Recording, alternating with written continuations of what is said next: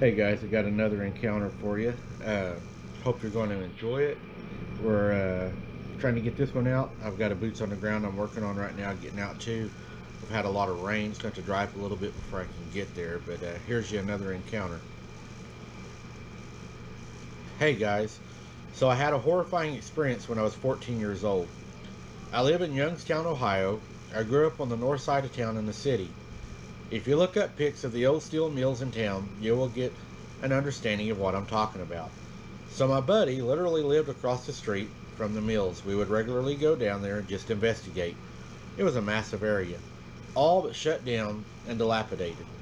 Well, we had a certain old building that we frequent, and when we made our way into the home base, we went weeks making walls and strengthening spots so that one could get in, and especially the wild dogs that also frequented the area were especially vicious. They traveled in packs of 6 or more. The building we went to all the time had no stairs, so we had to jump up to get in. Made it safer for us.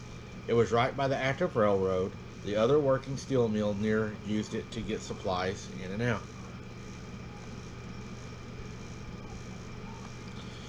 Fast forward to the summer, and we were there one night. We always had guns, as this was Youngstown, Ohio in the early 90s.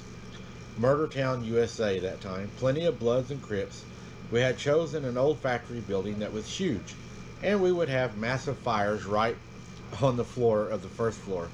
We erected a wall of metal, U-shaped things to give us privacy and safety. If anyone saw us from the railroad, they would call the police and security, and we would be in trouble. Well, we were hanging out, and we heard a pack of dogs coming, and we thought it sounded like they were chasing something. We went out to see, and they ran near us over a huge amount of coke that steel mills use to steel in the steel making process. They ran over, and we hear a fight ensuing, vicious attack going on, all dogs involved. After 6 to 7 seconds, we hear a louder dog above all the others in the beginning. Screams of the wild dog started.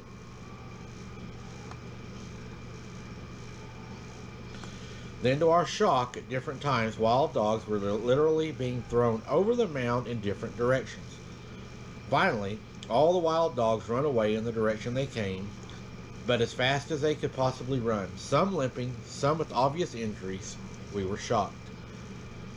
The one of my friends screams, "What is that? Look!" At that moment, I kid you not, a giant wolf-like animal, the size of which seemed quite honestly fake, crawls on all fours to the top of the mound and is looking directly into the area of the wild dogs ran. It lifts its leg and subsequently and substantially releases a urine flow that honestly seemed like it was released out of a garden hose. That right there may sound amusing. It scared the hell out of us because I have no idea just how large this thing was. You have no idea how large this thing was. My one buddy stumbled backwards into the makeshift wall, and it turns its attention to us. I cannot relay to you the amount of fear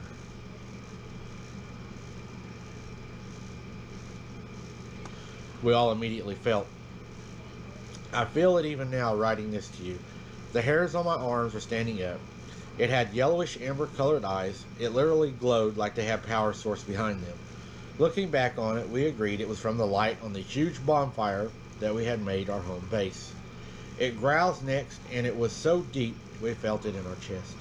I said out loud that I just felt that in my chest. My two buddies said they were all of a sudden lightheaded and getting sick. I do not feel that this is that moment, but we all were horrified. I wasn't sick, but they were. I think it was just from being afraid. It then did something so shocking, so alien to the status quo, that it immediately felt in danger, and ran inside the building and up 2 sets of broken, missing, falling apart concrete stairs up to a 3rd level. We are all very lucky that no one fell to at least a broken bone type fall, maybe worse. It stood up on 2 legs, its back legs. They looked like a huge set of dog legs, but the large leg muscles were reminiscent of the bodybuilder, but thicker, and just the look of its massive body was unbelievably impressive. And intimidating. My one friend was crying. He was so terrified. When we got to the 3rd floor, we had to smack and shake him out to shut him up to cover his mouth until he almost passed out from lack of air. Sorry guys, we got flies, we got storms coming in. We hoped it left. It did not. After what seemed like an hour, but only 1 or 2 minutes, we hear it climb up one outside, start entering the building. We first saw the shadow of it, which was 10 times as large as the beast. We all froze. No one dared make a sound. We should have dropped down out of sight, but they're so terrified we stood there staring. It came into the light, and we saw everything on the animal. It was at the very least the size of a grizzly bear. Again, the size was so large it was hard to believe that we were not dreaming, that it was real. It was, and it was happening. It was 20 feet in front of us. It was growling, sniffing the air.